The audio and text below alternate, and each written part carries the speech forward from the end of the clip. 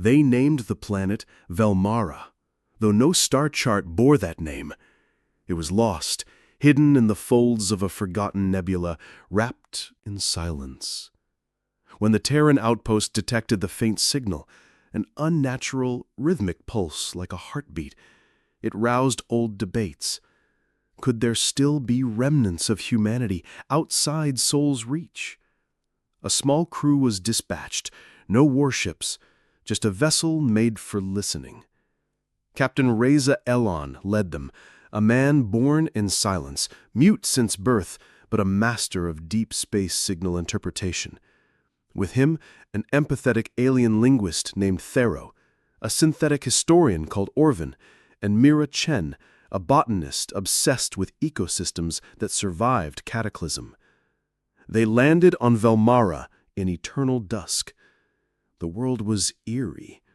Trees made of glimmering glass bark, air heavy with static, like the sky hummed with half-spoken thoughts.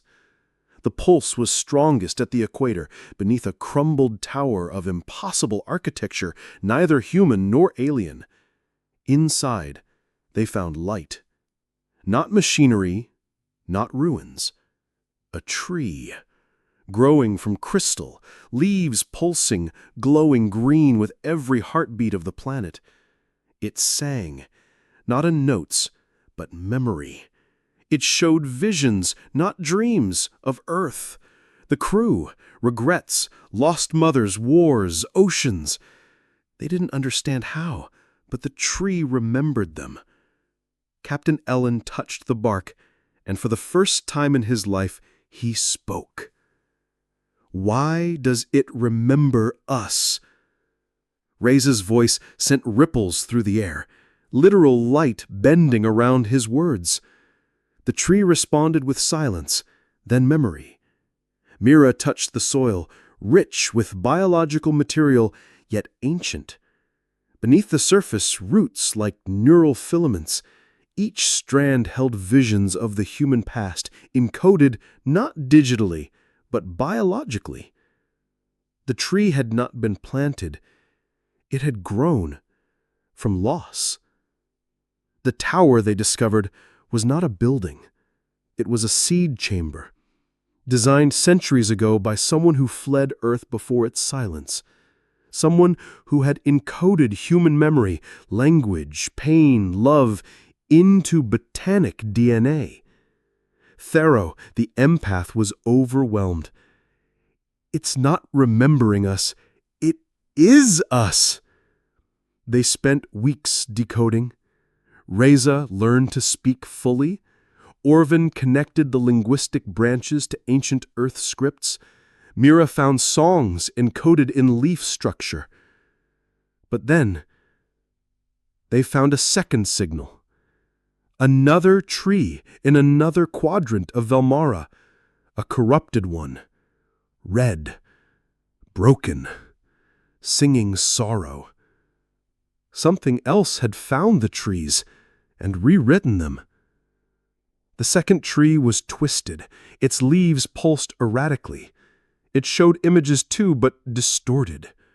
Earth cities in fire, children fading into light, synthetic rebellions. This tree was not memory. It was warning. Orvin analyzed the data. It had been altered. Purposefully. Someone or something had tried to overwrite humanity's legacy. The corrupted tree didn't sing. It screamed. But even in that scream, they found code. Not destruction. A cry for help. Mira slept near the tree one night. She woke weeping, clutching a leaf. They didn't want to destroy. They wanted to survive.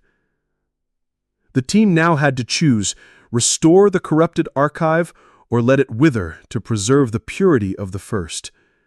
Reza said nothing.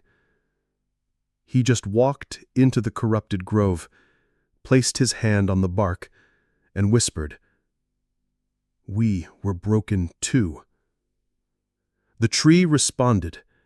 The scream softened, and the light, crimson and green blended.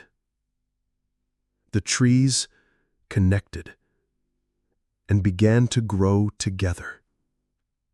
Months passed. Velmara bloomed.